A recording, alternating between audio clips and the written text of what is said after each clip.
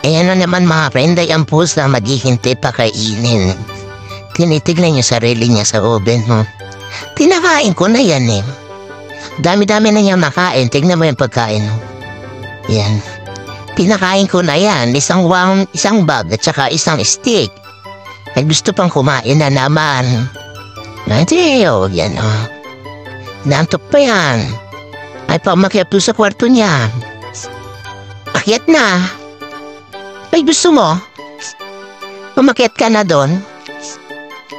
Ano, gusto mo nito? Ito'y dito yung takot eh. Saan na yan? Hindi ka pwedeng lumabas kasi napakainit. Diyan lang yan. Kit na yan doon. Diyan ka na lang. Huwag ka nang lumabas, kumain ka na. Mamaya ka na lang ulit kumain. Lalabas ay napakainit.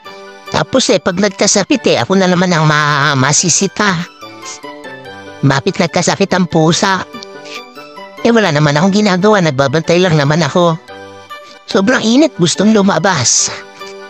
Ako hindi lumalabas siya gusto pa rin lumabas nakatambak yung pagkain Napakarami pagkain yan Ginulo pa itong doormat. Pero ng pusa na yan, ganyan lang ang pinagagawa sa akin. Bantayan ng pusa. Tingnan natin kung nasaan na yan, loko na yan.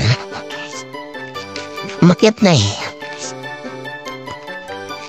Akit tayo ngayon sa taas sa second floor. Tingnan natin kung anong ginagawa ng mga pusa na yan, mga kainday. Yan, may inaminan pa yan dito. May inaminan pa yan dyan. Yan ang gusto ni Madam, ng maraming inaminan. What? Go to your bed. Ganyan lang yan mga kainday, Tutulog na siya. Kaya natin ang saglit para mahimbing yung tulog. Sige na mga kainday.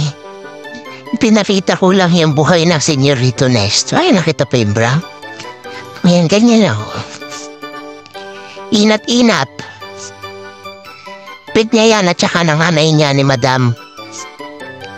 Dito lang siya naglalagi. Sige na mga kainday, bye-bye po. Ingat po tayo palagi. Maraming salamat po. Bye-bye!